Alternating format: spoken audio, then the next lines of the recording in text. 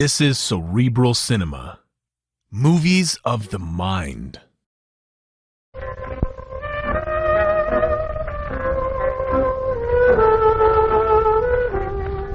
Barrie Craig speaking. A smart confidential cop keeps a straitjacket handy as standard office equipment. The time has to come when you want to rush a prospective client to Bellevue for observation. What else can you do when a guy pops in, tells you his name is Julius Caesar, and then without any further explanation starts bawling like a baby? Julius Caesar, right out of Runyon. Pants under his hip line like a Burlicue comic. A checkered vest with egg stains. And a face that could only advertise a meat grinder. Here, my handkerchief. Dry your eyes. I only said to dry your eyes. You through blubbering? Yeah. What are you crying over? Cleo is gonna die for sure. Some incurable disease? You and me put together, Cleo is healthier. Now I'm in utter confusion. I was to a tea room. Oh, I didn't know they had pool tables and tea rooms. Look, I'm in there getting my fortune told.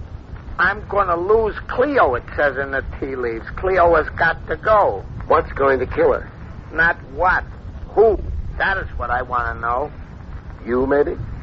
Chop off my arm. I wouldn't hurt Cleo. I love this doll. That's the whole basis of your fears? Cleo didn't make out in the tea leaves? Let alone that. Someone has tried to get to her already. Clear up get to her for me. Rub her out.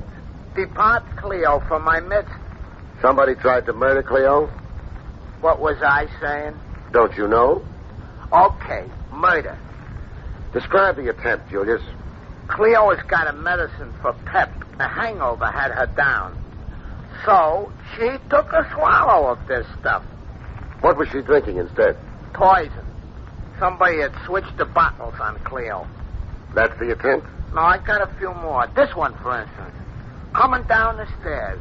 Soap. Now her spine is out of whack. Cleo leans a little.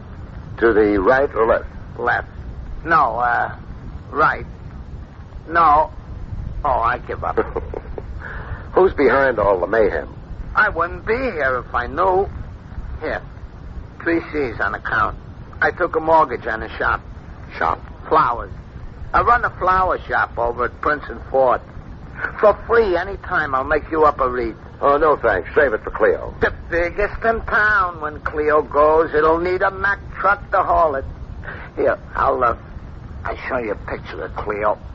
In a bathing suit. Where's the bathing suit? Bikini. That's a tight suit. In the picture there, Cleo's in the contest. Contest? Yeah, Mrs. Apple Pie, 1952. This is a contest for married queens who can bake. A gent who manufactures the stuff, the pies, that is, Mr. Willoughby. He's sponsoring the contest. 20 grand. 20 grand? That's the first prize. How are Cleo's chances? You've seen her picture. But I haven't tasted her pie. Smooth. It slides into your stomach. You don't even need no teeth. Cleo can't miss. Only, you see, that's what's going to get her knocked off. The envious competition. Yeah, them. Cleo's got to be stopped, somebody figures. Oh, please, don't leave me lose her. Well, I'll do my best. Where is Cleo now? Calamity House. That's a hotel the sponsor Willoughby rented out in Sheepshead Bay. The whole joint. Every contestant has got to stay there and take a turn in the kitchen. Baking pies. All week long. They judge them on the pies, and then they judge them on their looks. Calamity House. Okay, Julius. You've whet my appetite. I'll go have myself a pie.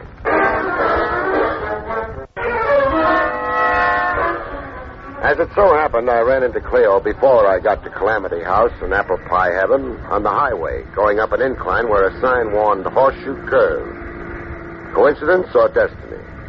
I made a note to look up a mystic and ask him sometime. Anyhow, I hadn't made the top of the hill when a car flung around the upper level curve coming down toward me. A car out of control, it looked like. I braked to a dead stop. The runaway car whizzed past me. I got a photo look of a lady driver, and then came the crash.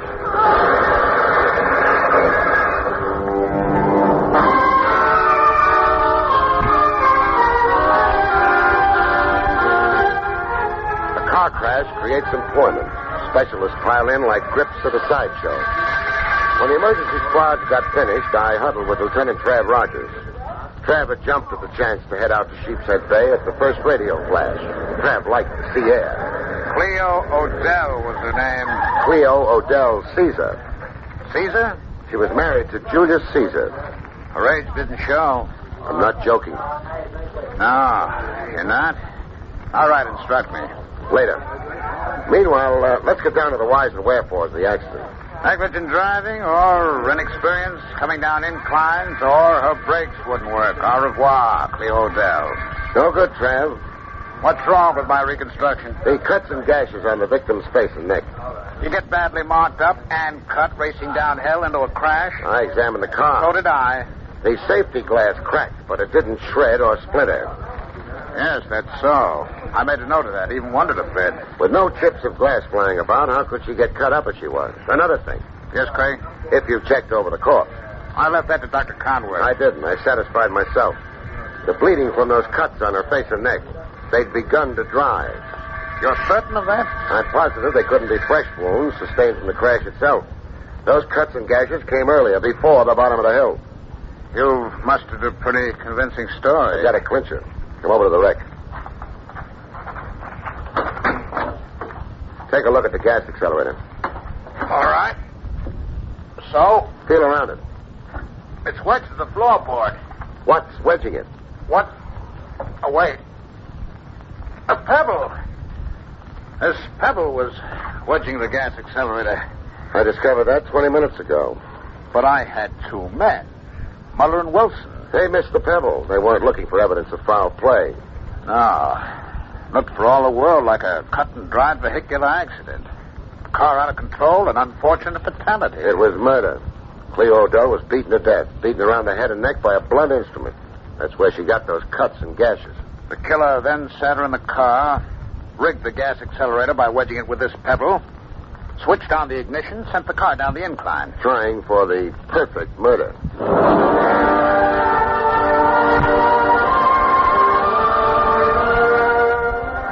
In Calamity House, pattering about the main suite like a Maharaja, I found the contest sponsor and pie manufacturer, Mr. Willoughby. His Highness was wearing a scarlet lounging robe with a golden dragon growling across it. This tragedy, Mr. Craig, it casts a damper. Murder does that, Willoughby. Murder? But I thought... The first police flash was a mistake. Clea was beaten to death before she went joyriding down an incline. I'm bewildered. I cannot grasp. Let's stray from the corpse until your blood pressure can take it better. Answer me this. What were Cleo Odell's chances of pocketing your $20,000? Why, most excellent indeed. Her pies hit the spot? They were outstanding. In the first 4 contest days, Cleo Odell had won 456 points. We have a point scoring system. Skip the intricacies. Who was the runner-up? The missus closest to Cleo's 456. The contestant most likely to win, if not for Cleo. Why, Lois LaRue. Her point score so far, I believe, is 372. Yes, 372. And the rest of the field? Oh, below 200. Their chances of forging ahead to victory are quite doubtful. Okay, then. Lois LaRue. Cleo alive could cost Lois $20,000. Well, surely you don't think... I'm only asking. Now, about looks, shapes. How much rides with that? Physical beauty determines the winner only in the event that there is a close race between 2 or 3 contestants. If the spread in points between contestant 1 and 2 or 1 and 2 and 3 is less than 50... Less than 50? Well, that ends that. Cleo was a mile ahead of everybody. Her runner-up and survivor, this Lois LaRue, is also miles ahead of the field. Yes. After Cleo Odell, it appears the award must go to Lois LaRue. Who awards points? Or maybe let me say it this way. Who judges the quality of the pies and hands out the points? Our judge, Mr. Cornell, Vincent Cornell. Mr. Cornell is a well-known illustrator. Who appointed him judge? I did. If you're minded to impugn... Simmer down, Your Highness. I'm just acquainting myself with background. All right for me to go have myself a pie? Why, of course. Any number of them. The kitchen is on the basement level. Every pie is enriched with exclusive Willoughby ingredients. A secret miracle chemical, exclusive with Willoughby. Cut, you've got your plug in. You're keeping me from the pies.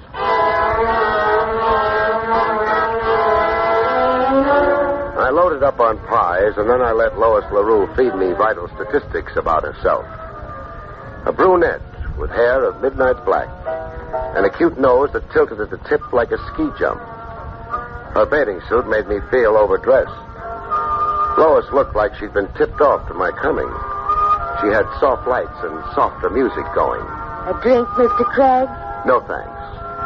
And, let's switch off the music, huh? Romance and murder mix badly. Oh, it was a terrible thing.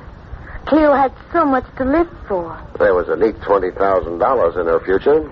But you can't say that with certainty. The contest hasn't finished. It was in the bag for Cleo. She was a mile ahead on points. Ahead of you. There are 9 contestants here in Calamity House. The other 7 are hanging on for the exercise. All right, I won't argue it. Except to say that I felt I could win somehow. And somehow you're going to. That's for sure. I don't know how to take that. Resent it if you can muster outraged innocence. If I can... Why, of all the girls... No throwing things. And don't throw music and curves at me, beautiful. I look at that utterly utter torso of yours, and all I can see is a corpse. The corpse of Cleo Odell. Now, let's get businesslike. Well, what do you expect of me? Some insight into you. You're right up front in my gallery of suspects. Merely because I was closest to winning after Cleo? Because 20 grand is bait, and you look to me like hunger. Like you'd die if you lost the contest. All right. I admit it. I am intense about winning. I don't dare lose. This contest isn't my gamble alone. They're investors. It's their gamble, too. Investors meaning? Backers. My family and friends. They've shelled out every penny they could raise to dress me, pay for my photographs, publicity, miscellaneous expenses. I'm a corporate body. I've been cut into percentages, into pieces. Familiar stuff, speaking of contests. How does your husband fit into the situation? My husband? This is a contest for married women only. Oh, yes, my husband, Zach. Zach? Zach Foster. He manages me, too, represents me. Where is he? Oh, he's around. Zach floats around. What is he, a balloon? Oh, well, I mean, Zach can't be pinned down to a place, so to speak. He's on the move, making arrangements, contacts. Sometimes he's here at the hotel, other times somewhere else. I see. Next time you see Zach, tell him to stay put long enough to exchange introductions with me. Tell him Barrie Craig wants to talk to him.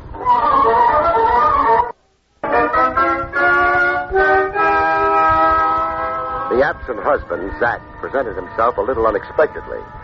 I was down in the kitchen again, sinking my overjoyed molars into more pies. You Barrie Craig? Wait till I check my driver's license. Put your hands up. Must I? And don't put your hands up. See if I can. Should teach you. Oh, my jaw. Teach me what? To terrorize my wife. I talk better standing. I terrorized your wife, you say? Lois LaRue. I found her in hysterics, a poor kid. Crying her eyes out. You just left, she said. I talked to her, sure. You worked over her. Like she was on trial. She must feel awfully guilty to have reacted like that. Watch your tongue, Craig. You can't throw murder accusations around and get away with it. Not with Zach Foster around, huh? Lois is sensitive. Like a cigar store Indian. She goes off her feed. She can't bake. She thinks down because she can't eat or sleep. She loses her figure. She consequently loses the contest. Yeah. Is that your game? To take the steam out of Lois? You working on the slide for some other contestant? Uh-huh. You admit it. I'm working in the open for some other contestant. For Cleo Odell. Wise guy. Cleo Odell. Want to confess to murdering her, maybe? Craig, I'm going to declare total war. You already declared it, chum. You fired the first shot. My turn now for a counteroffensive. I was up before the count of 10, chum. Let's see if you beat my time.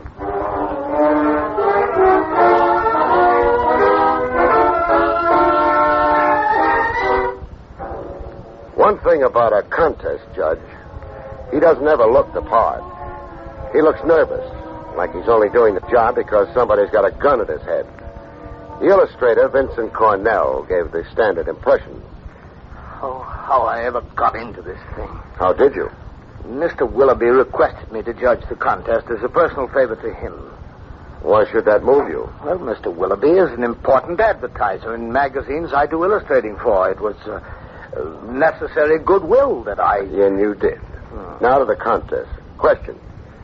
Has there been any undue pressure on you? Undue pressure? To influence you. Get you to vote points. Favor some one contestant. What makes you think to ask that? Since I don't see you blow an immediate fuse, it looks like my question is very much in order. Oh, I have no answer for you. Don't make me coax too hard. We're not just passing the time, Cornell. Yes, I know the seriousness, the enormity. Miss Odell... The recent Miss Odell. I can't afford to get involved and get mixed up. A scandal could be troublesome to me professionally. Pursue your investigation in some other manner. Interrogate the others, and good luck to you. I simply will not be involved, and I'll say nothing. In fact, I'm resigning as judge at once. Come off it, Cornell. You can resign all over the lot, but you're still going to find things troublesome. What do you mean? Late hours in a certain room in police headquarters. There'll be 20 guys packed around, with you the center of attraction. How do you sleep sitting up in a straight chair? Mr. Craig, I'm confused. Tell what you know and watch the confusion evaporate. Undue influence. What about it? Well, I found myself pressed to favor Cleo Odell. Cleo Odell? You seem surprised. Yeah. I thought any pressure on you would be on behalf of the runner-up, Lois LaRue. That nice husband of hers, so-called Zach Foster. No, there were no overtures made to me, no pressure or prompting for Lois LaRue. Only for the late Cleo Odell. I, in fact, questioned some 200 points I awarded her. In thinking it over later, I felt I was, influenced. Who pressured you? Mind you, it wasn't overt. It was something subtle, more insidious. Say, a notion cleverly planted in my thinking, a bias. Never mind how it was done. Who pressured you? I'm... Cornell! I've been shot. Yeah. Someone outside your window aiming a rifle. How bad is it? It hurts. Go seize... Can't. I've got to lie here, right beside you, and keep my fingers crossed. There's a second shot coming. That was for me. Insurance in case I'd gotten the whole story out of you. Name who pressured you for Cleo. Cornell. Cornell. Not much point questioning a corpse.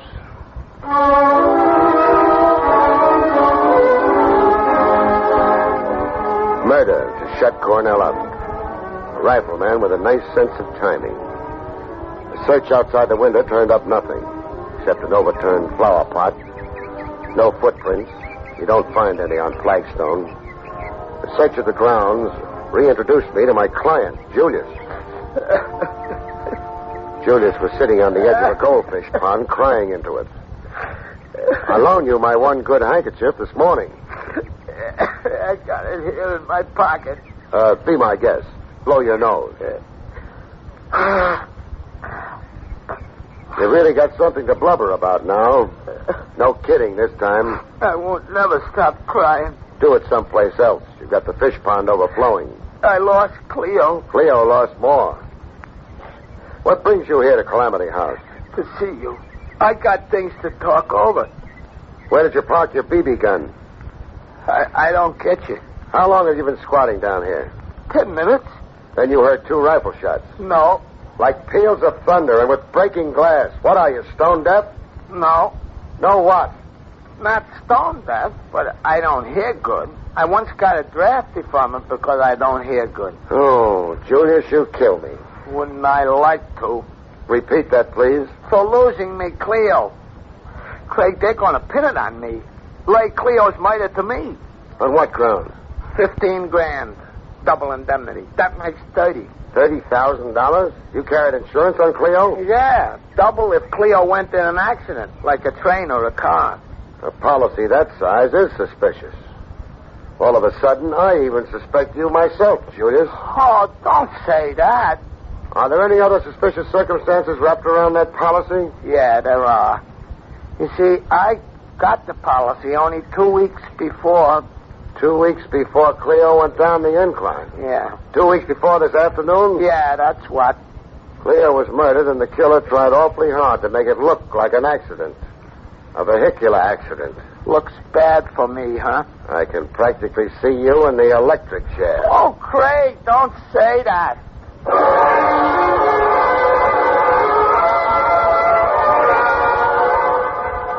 Get him like Julius and get your funny bone tickled. While the client may befit you for a pair of horns. A comic character, friend Julius, weak in the head. But what was so dumb about 15 grand? Double indemnity equals 30. To me, it qualified Julius as a genius, and maybe even a murderer. When a confidential cop's stuck for an answer, he reaches into his bag for a trick, like I did. My trick was to conceal evidence of murder. The illustrator and recent contest judge, Cornell. I decided to let him spend the first hour or so of the hereafter in a clothes closet. A corpse in a closet and a locked room. In case people wandered about a little too freely in Calamity House.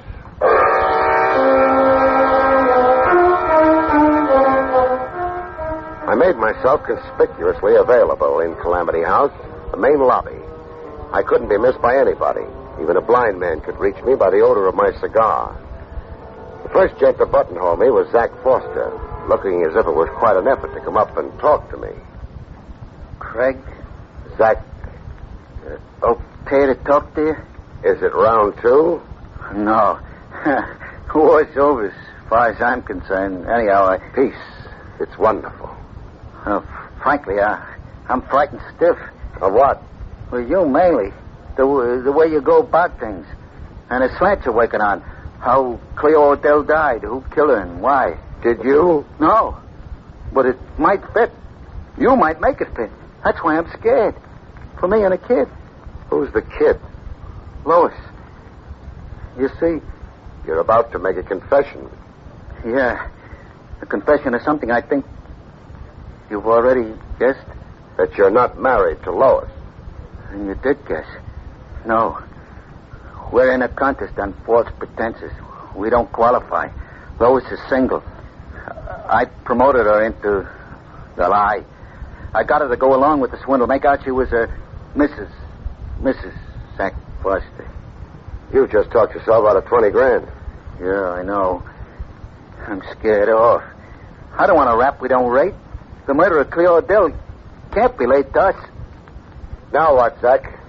I'm going to locate the contest judge, Cornell, and make a clean breast. Tell him what I just told you. Why Lois LaRue should be disqualified. Then I'm going to clear out. I mean, if it's okay with you. It's okay with me. You've just cleared yourself, all right, in a bigger way than you suspect.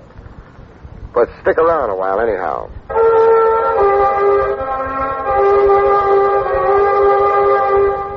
I stuck it out in the main lobby of Calamity House, behind a cigar, conspicuously available to all comers. The next arrival to claim my ear was the Maharaja himself, the contest sponsor, Willoughby. No purple dressing gown this time. The only thing purple on him was his face. Craig, Your Highness. I've been embarrassed and distressed. The Willoughby name has become infamous. The contest has been scandalized. I've become notorious. Relax, Willoughby. Relax, you say. With this succession of outrages, I disavow the contest. I'll scuttle it. Simmer down. You're raising your blood pressure. This apathy in you, this idiotic calm, with two mothers crying out for justice. Mr. Craig, I find you offensive. And I find you guilty. What's that? Guilty. What nonsense is this? You just convicted yourself. 2 murders, you said. Cleo Odell is 1. Who's number 2? Why, Vincent Cornell. Correct. But only the murderer could know that. Only... Am I drunk? There's been no advertising of Cornell's fate. I've got him in a clothes closet. His death is a secret 2 people share, me and the killer. That's you. You can clam up or you can talk. Whatever your motive was, it can wait. I can wait. But you're licked. 2 murders. You did them both. Yes. I did them both. Cleo Odell, because she knew me when we met, she recognized me. An ugly and untalented person. I was forced to see that she won our contest. And after victory, I knew there'd be other blackmail, other tribute to pay. If I didn't dispose of her first. What did Cleo have on you? An unsolved murder. In the long ago past. 17 years ago. My wife, I'd struck her fatally in the heat of a quarrel. I'd fled, left town, and later resumed my life elsewhere. Here in New York with a new name. Cleo Odell was a Janet Tyler, in her teens then. The daughter of a next-door neighbor in our town. Ironic twist. Cleo showing up in your contest 17 years later. You're escaping the police in all that time, but running afoul of Cleo. My retribution. I'd have to pay for my crime sometime, I knew. I always knew. Cornell. Why did he have to die? Cornell could tell you that I had influenced him to favor Cleo. You see, I'd agreed to blackmail before. Before you decided that the only good blackmailer was a dead blackmailer. Yes. I wasn't at first aware of the lady's avarice. That I would be her captive forever. Case solved.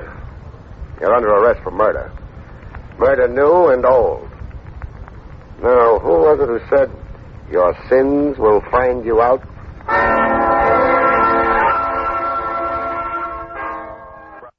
Cerebral Cinema hopes you have enjoyed this movie of the mind.